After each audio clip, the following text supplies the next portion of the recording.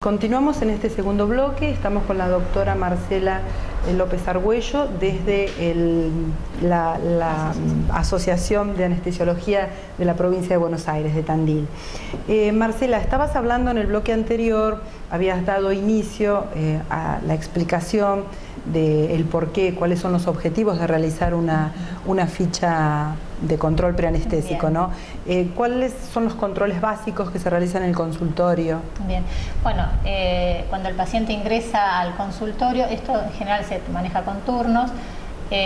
Cuando el paciente ingresa al consultorio, se comienza con los datos filiales del paciente, nombre, apellido, la edad del paciente, porque la edad obviamente es un dato muy importante que tiene peso a la hora de una cirugía, y el tipo de cirugía al que ese paciente va a ser sometido. También esto sirve como para empezar a hablar de estratificar al paciente que ingresa para lo que es la parte anestésica.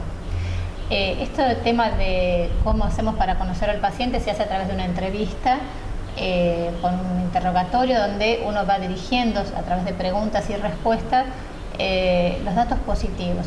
Cuando va revisando órganos, sistemas, revisando los antecedentes infectocontagiosos del paciente, si las hepatitis, hábitos tóxicos, conocimiento o no de alergias, prótesis, entonces determinadas todas las características que sean importantes para el paciente, y una vez que está hecho este tema de interrogar o evaluar al paciente a través de la entrevista, se pasa al examen físico. Siempre dando importancia obviamente a la parte cardiorrespiratoria, básicamente, ¿no? Es importante obviamente que el paciente que ingresa debe estar, si tiene alguna enfermedad, o sea, hay muchos pacientes que son sanos y que van a cirugías por un motivo, o sea, simplemente quirúrgico, meramente quirúrgico. Pero hay otros pacientes que además de su motivo quirúrgico tienen enfermedades comórbidas o enfermedades que acompañan, que ya están presentes en el paciente. Este tipo de enfermedades es importante detectarlas en este momento porque deben estar compensadas al momento de la cirugía. Entonces, bueno, a través de este examen físico se va evaluando el paciente cómo se encuentra, y también es un buen momento para hablar sobre el tema de los medicamentos con los que está tomando, los medicamentos que debe suspender. También es un momento también en el que se habla de esto, y al mismo tiempo sí poder, en el caso de ser necesario, de acuerdo a la patología que tenga el paciente, se pedirán o no otros exámenes complementarios, o se pedirán estudios más complejos. Hay pacientes que ingresan por un motivo quirúrgico y a veces tienen que hacer una cirugía cardiovascular, por ejemplo. Pero bueno, por eso es importante la detección de este tipo de pacientes.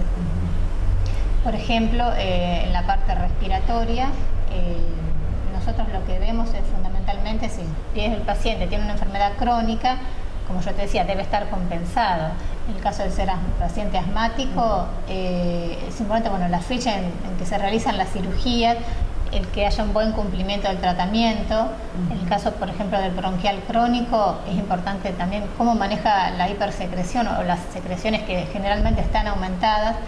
En el caso de tener una enfermedad cardiovascular, siempre debe estar compensado, porque todo problema subyacente que no esté compensado aumenta los riesgos. Seguramente. Y eso se ve a la hora del quirófano. Claro, ver también, bueno, los riesgos, los factores de riesgo que están relacionados con el tabaco, ¿no? También eso pienso que es fundamental. Bueno, tóxico, la obesidad. Obesidad, los hábitos tóxicos. Hoy en día, bueno, no solamente es el cigarrillo, sino que obviamente hay que hablar de otro tipo de hábitos tóxicos, como es el alcohol, pueden ser las drogas. Y bueno, también si el paciente realiza o no actividades, porque básicamente lo que uno quiere tratar de detectar es la capacidad funcional. La capacidad funcional quiere decir qué capacidad de esfuerzo puede tener ese paciente, ¿sí? Mínimamente el paciente debe subir, para decirte algo así muy práctico, 1 o 2 pisos por escalera para estar en condiciones quirúrgicas aceptables, ¿sí? Hay pacientes que uno, bueno, obviamente puede decirle, usted sube una escalera sin fatigarse, y bueno, pueden contestar, porque lo hacen.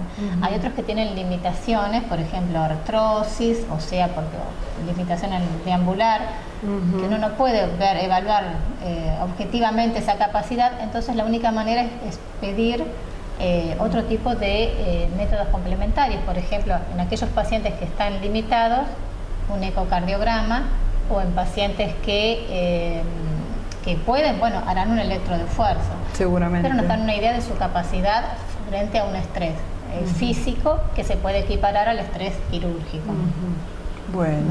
Bueno, y nos quedó para el próximo bloque entonces hablar sobre las actualizaciones, ¿verdad? Bien. Porque bueno, ustedes están continuamente capacitándose y esto, bueno, lo devuelve a la población en una mejor calidad de atención y seguridad, ¿no es cierto? Sobre todo con la aparatología, que eso también están muy actualizados. Lo dejamos a este temita para el próximo bloque, ¿te parece bien? Bien. En un ratito volvemos.